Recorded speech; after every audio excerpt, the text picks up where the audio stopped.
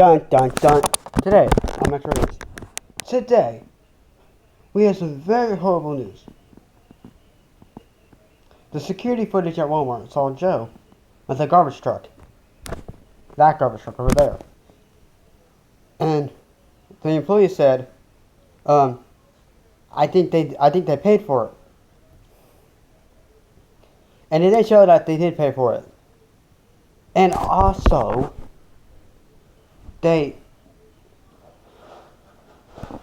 guess what?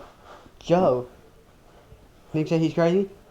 Like, I mean, this garbage truck is awesome, but I know he can't just do that without paying. What? He paid. He paid for it. So this is Metro News. Goodbye.